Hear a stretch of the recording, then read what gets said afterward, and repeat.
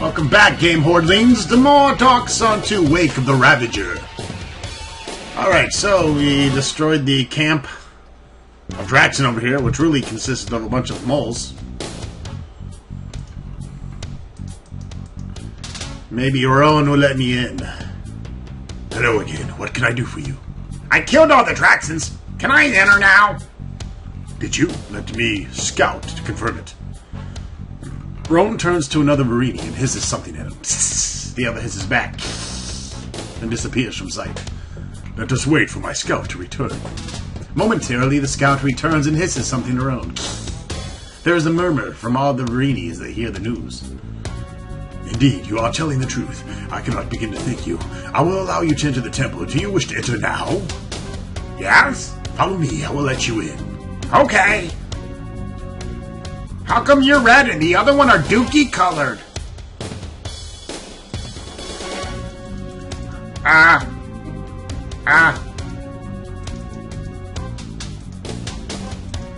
Hello?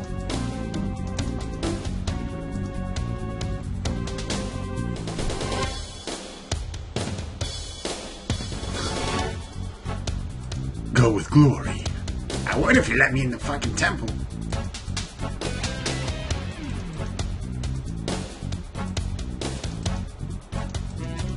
It's like a bad joke.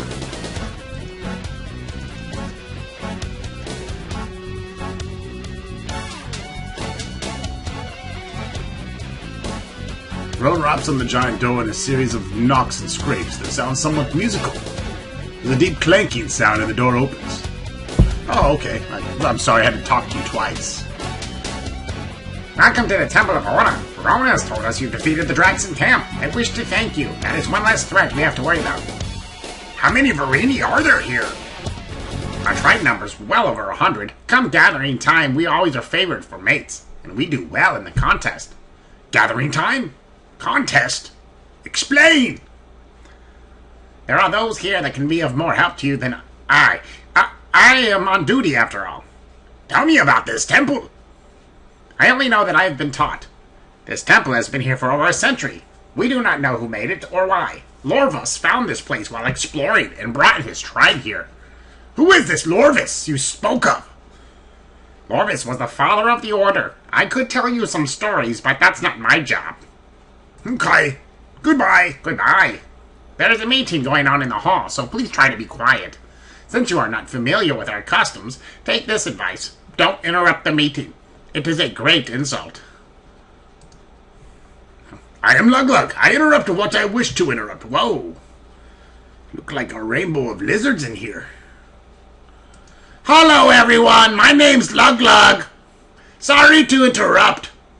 A large meeting is going on in the chamber. The Verini in the center of the room is currently speaking. Everyone else is silent. Many have expressed concern for their mates working outside the temple.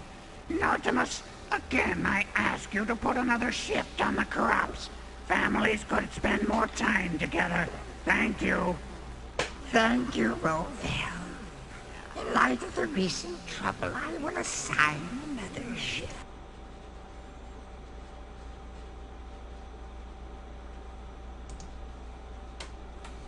Okay, we got some in-game talking there. Something must be done to get rid of these Draxons. Are we to be prisoners in our own homes? I suggest we sweep the surrounding area and destroy all the Draxons we encounter. We must resort to force. Something must be done to rid of these Draxons. Are we to be prisoners in our own homes? I suggest that we sweep the surrounding area and destroy all Draxons we encounter. I do not think you addressed the real problem. The Draxons are only the agents of a more powerful foe. We must find the root of this problem, or it will simply return. I have consulted the seal, and find what you always do. That it advises caution, patience, and no action whatsoever. Tell us something new. I grow tired of this story.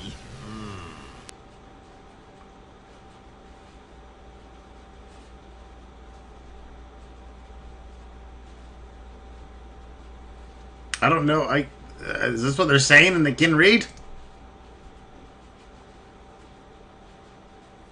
consulted the seal and find what you always do. That is advise caution, patience, and no action whatsoever.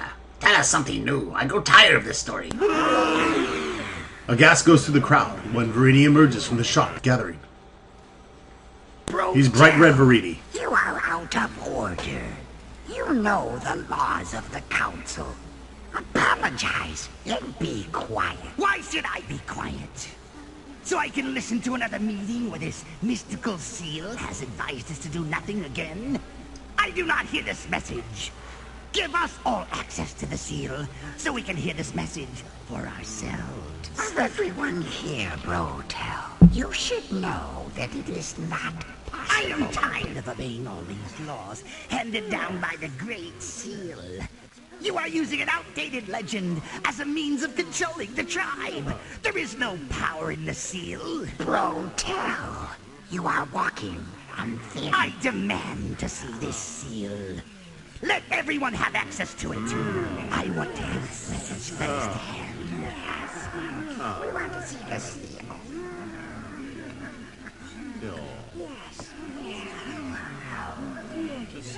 You see, I am not alone. There are others that agree with me. Brotel, all you are doing is creating conflict. I warn you again. What are you going to do? Go into your room and speak to the floor.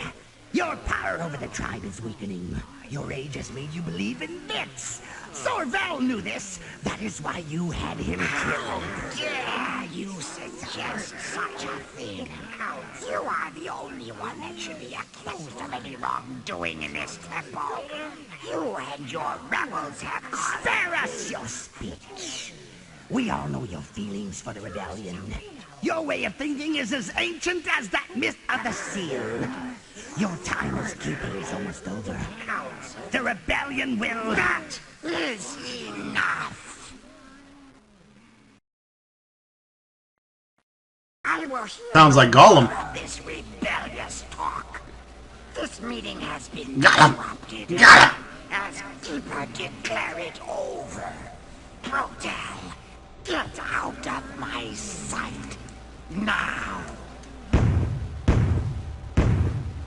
Give up the seal, old one. Give up your myth before it kills you.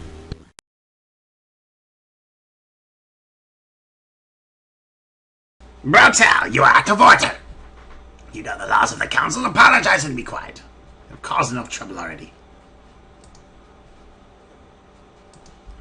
Okay, so basically they're reading all of this. I guess it's just a glitch in the game, but this is everything that was just said.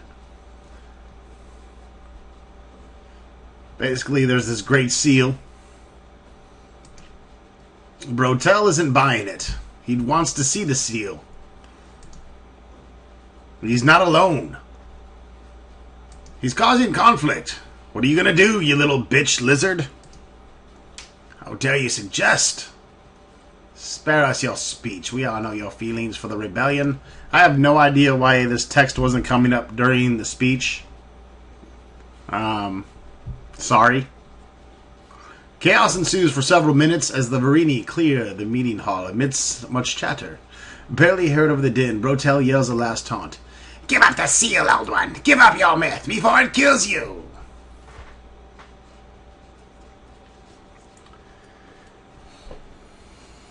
Hello. I thought it proper that I introduce myself. I'm Chanda, a visiting merchant. Let me start by telling you that what you just saw is very unusual. Verini never act like that. Normally. I'm Lug Lug. Wanna fuck? A pleasure. Not really. You must be after something big to come all this way into the mountains. I already got something big. Wanna fuck?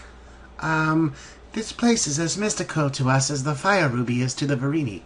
Tell me about the fire ruby, and then we'll fuck. The fire ruby is a legend that marks the coming of the Verini to this temple. I've heard the legend several times. It is very entertaining. Can you tell me the legend? And afterwards we'll fuck? I could tell you, but Fory is the only one who can do the story justice. Ask her about it. We're not gonna fuck. She loves telling the story, though. Who is Fory? Think she wanna fuck? Fory is a storyteller of the Verini. She is responsible for keeping the legends alive through her tales. I think she would be a great source of information for you. Probably a great source of other things, too. Where can I find her? Fory is to the north of this room. Take the first right, and you can follow it to her chamber. What are you doing here? Wanna... Wait a minute. I was with a merchant caravan that was attacked by bandits. Ubin and I would have died like the rest if it weren't for the Verini. They found the remainder of our caravan and brought us here. Who is Ubin? Ubin is the associate. I don't know him that well. He paid for passage with our caravan and was the only other survivor of the bandit attack. If you meet him, pay no attention to his insults. He thinks everyone is below him mentally. He treats everyone with contempt. I might be below him mentally, but not in the pants. Where am I, anyways? Do you mean where in this place, or where as in relation to Tyr? How far from Tyr am I? You're in the Ringing Mountain to the north of Tyr. I'd say at least 30 miles. Whoa, that's as long as my cock. But that's just what the Verini tell me. They probably do. Yep, they've seen it. Yep. It's a legend. The legend is bigger than Luglug himself, even though he's known as Little Luglug. What is this place? A temple? From what I hear, this is some kind of temple. No shit. The Verini didn't build it. It's been here for a very long time. Cool. What was the argument all about? All these lizards and shit. What am I, in Florida? You mean between Nortimis and Brattle? It was about the Great Seal. The Verini have a system that is both religious and political. Brotel is challenging the Order's control over the tribe. Nice meeting you. Excuse me. Take care. Like I've said, I don't want to fuck. I think that you should go and visit Fory. Maybe she will. If you want to know what's going on here. She's the one to... Who are they? Friends of yours, Chanda? While talking to Chanda, you fail to notice a Verini listening intently to your conversation. Well, I'd best be running along. Nice meeting you. Chanda leaves in a hurry. The Verini looks you over. Who are you, and what do you want here? Rowan was to let no one in the temple. I am Luglug. Oh, never mind. Your name has been noted. Why are you here? Who are you? Nice hat. I am Galenix, member of the Order of the Seal. Please understand that these are trying times for us. You have come into our home, and I need to know why. I killed the Draxons outside. Rowan let me in. In that case, I must thank you for all of us. These Draxons were causing us a great deal of difficulty. I'm curious, though, how did you manage to cross the mountains and find us? I walked through a tapestry in Tyr. Of course you did. I've never heard of a method of travel like that, but if you walked into a tapestry and ended up here, I'm not arguing with you. Why did you come here? The Veiled Alliance sent me. I believe I've heard of this. Veiled Alliance. A collection of wizards and clerics, correct? What would they want to send you here for? We have nothing of value. In any case, welcome to our temple. There's a visitor's area south of the hall, and a dining area across from it. When you are settled, I suggest talking to Nortimis. In the meantime, I wouldn't go wandering around. All of us are edgy enough with the Draxons about, and we don't want any confrontation in the temple. Good day to you. Good day to you. Alright, so Luglug, it's been a while. You have to excuse him. He's got a dirty mouth, and he's horny. And if you've ever met a horny half-giant, well, you probably haven't. You don't want to. Especially some of you feminine-looking bastards out there. Luglug would have his fucking way with you. And it wouldn't feel good. Alright, so kind of looking for around and for a camp circle. Because I'm feeling a bit campy.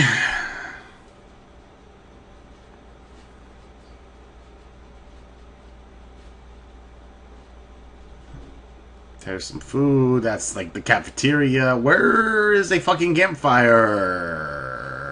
Hey! Alright, and there's a female standing right next to the bed. Fantastic. The party resticles. Resticles, they're chesticles. Me again! Good to see you again. I'm flattered. How can I help you? Ooh, Luglug flatter you? Good deal. Who did you want me to visit again? Fory, the storyteller. Let's change the subject. I must be going. Fine, game hoarder making me go. Alright, so we got nice and rested up here. Yes, everyone's alive. And if everyone's alive, that's a good reason to save. Alrighty then. So let's go talk to Forny. Maybe she'll want to fornicate. Lug no understand this word fornicate. That's okay, Lug. You don't need to. The less vocabulary you have, the better.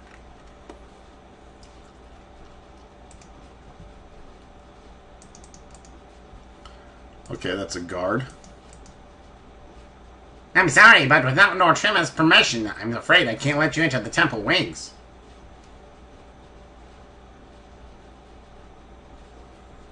Alright, I'm pretty sure you don't want me in there. Maybe it's the white salamander bitch. Fory! Yeah, me no want to have sex with Fory.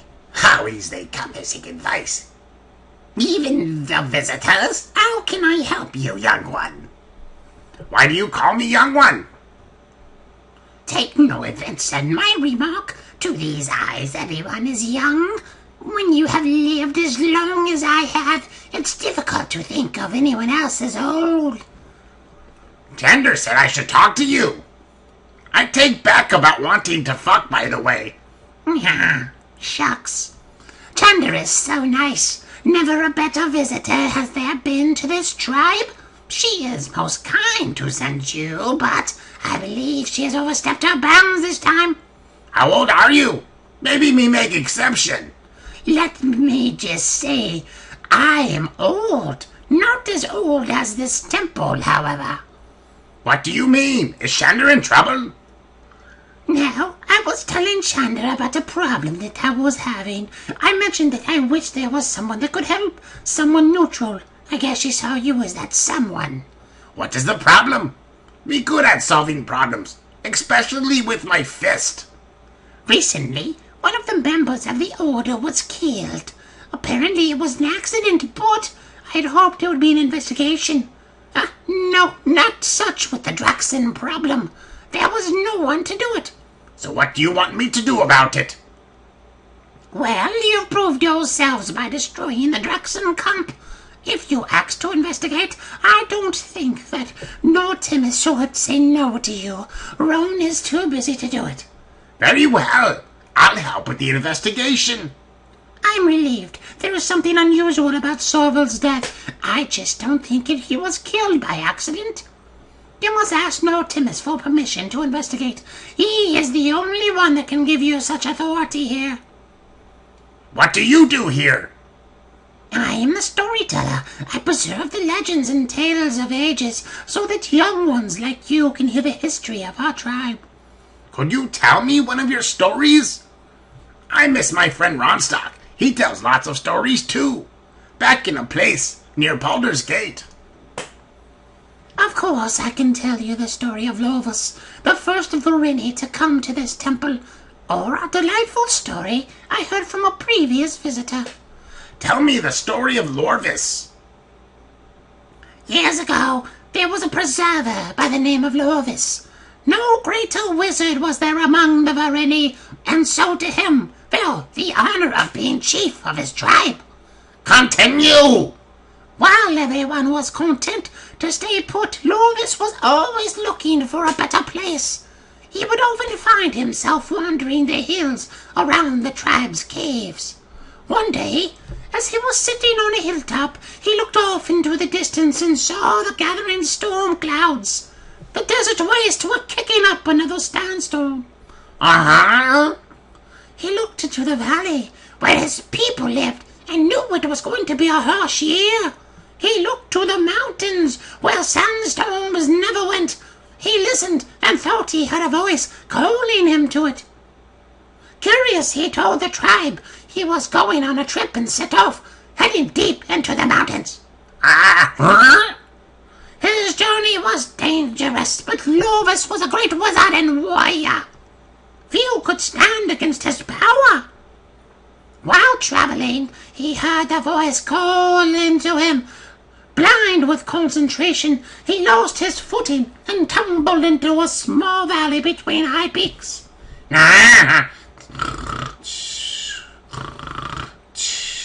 Recovering! He picked himself up and explored the valley. It was a pleasant little niche in the otherwise harsh mountain range. Lorvis explored it, then camped for the night. Okay, continue. That night he was awakened by the whispering voice. He rose and followed the voice into the valley. He followed the whisper into a small alcove and looked to be a dead end. Almost. And then what happened? It was then that Lorvis noticed the opening to the side of the mountain. It didn't look like any cave he had ever seen. The walls were too regular and the floor was too smooth. Smooth like a baby's behind? Approaching this cave, Lorvis realized that it was not natural but carved from rock. Okay, please continue. Fuck, this is a long story. There was no sound from within, so Lorvis entered the cave. He cast spells to detect any creatures within, but his spells were mysteriously countered. Inside the cave there was a long hallway. Great statues of strange creatures loomed in from the sides, their shadowy faces reflected by light, and from down the corridor, Lorvis headed toward the light. Please continue. The light grew brighter as Lorvis approached. As his eyes adjusted, he gazed in amazement at what stood before him. In the center of the room, atop a pedestal, sat a brilliant ruby. The light Lorvis had followed was radiating from that ruby. It shimmered and glowed within a brilliant ruddy light, powered from a fire that danced within the gem. Lorvis was so engrossed with the ruby's flame, he unknowingly approached the gem. He managed to pull it away only moments before he tossed the gem. As he pulled his hand from the gem, the mountain shook. The ruby blazed brightly, and fire sprang up from around it. Lorvis quickly put up his own defenses, backing away from the flames. Please continue. From the fire emerged creatures of flame. Lorvis backed away from them, but they quickly surrounded him. A titanic battle ensued. Lorvis called on all the powers, and he destroyed the fire creatures. But for every one he destroyed, another would rise to take its place. Yeah, fire elementals, bunch of pussies, go on. Lorvis was weakening. His spells were failing, 'Cause he's a puss. and he was badly burned. He was almost defeated. As he collapsed, he gazed into the ruby, which glittered evilly. It was then he realized what he must do. Calling on all his reserves, he opened a tunnel in the floor beneath the ruby and sent it plummeting into the volcano. As it fell, a roar came from the gem, so powerful it shook the mountain. The ruby disappeared from sight and fire creatures vanished. Pulling himself to his feet, Lorvis completely spelled and sealed the tunnel. However, that was not enough. The volcano, apparently dormant, was building to eruption. Yeah, so am I if I don't find something to nut in. Please continue. Although exhausted, Lorvis called on all his powers and began construction of the Great Seal. He bent the volcano's might to his will, but not without a price. So much of his power was consumed by the creation of the seal that he was crippled by the effort. One of his arms was withered and useless. One of his eyes blinded. Then what happened? He knew that the seal would have to be controlled, but he lacked the ability to do it. Resting briefly, he headed back to his tribe. Luckily, his journey was uneventful. He gathered all of his tribe, and together they journeyed here. The order was founded, and we began our new lives. God damn, how long is this story? Lorvis died, but his spirit remains. With his aid, we will be here for our time. And that, young one, is the end of my story. I hope you enjoyed it. Yeah, I did enjoy your story. Thank you. Can I go fucking kill myself now? I'm glad that you could hear it. We did not get many people from outside the world to visit us. I believe stories are a wonderful tool for finding crime and crown. I'm afraid to ask. What was the visitor's story? Once there was a traveler here not long ago who brought me this tale. It concerns the exploits of the team from Uruk, who have quite a reputation as I understand. Oh fuck, here we go again.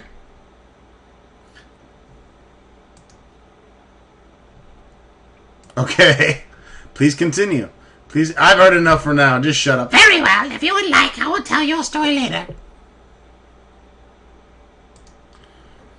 The other story wasn't working. Oh, it's working. Brace yourself, folks. Legend has it that at one time there was a great evil that lurked in the smoking Crown Mountains. This creature, whose shape was never seen, was called the Stealer. For that is just what it did. No one was safe after sunset. The Stealer would claim the lives of anyone who dared to venture into the darkness. People would vanish without a trace, never to be seen again. Yeah. Lug steal lots of things too. One evening, the mayor's daughter, Lalandra, ventured out to collect some water from the well. 3 old men were sent with her. None of them returned. At the well, 3 torn and mangled bodies were found, and there was no trace of Lalandra to be found anywhere. Yeah? You think Lalandra maybe want to fuck Lug? Hearing of the recent heroic slaying of the engine invasion, the mayor called for the team of Uruk to come forth and destroy the Stealer. Days later, Diane, Mold, and Sketch, otherwise known as the team from Uruk, arrived in town. They assured the mayor and townspeople that the Stealer would no longer be more. Taking a large fee and plenty of provisions, the team headed into the mountains to find the Stealer. Nestled up on a hill overlooking the town, the team found a dark cave leading into the mountain. Unnoted, they entered. The cave gave way to a large cavern illuminated by large patches of glowing moss. It was here that the team found that they had become of all the villagers. Encased in smoky grey glass, all the villagers were on display, like statues, in an exhibit. Like fucking Medusa?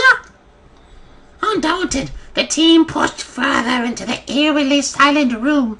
They had almost finished exploring when shriek broke the silence. A horrible cry that hurt their ears. Out of the shadows emerged the Stealer, a creature wrapped in darkness. None of it was visible beyond a wispy black outline.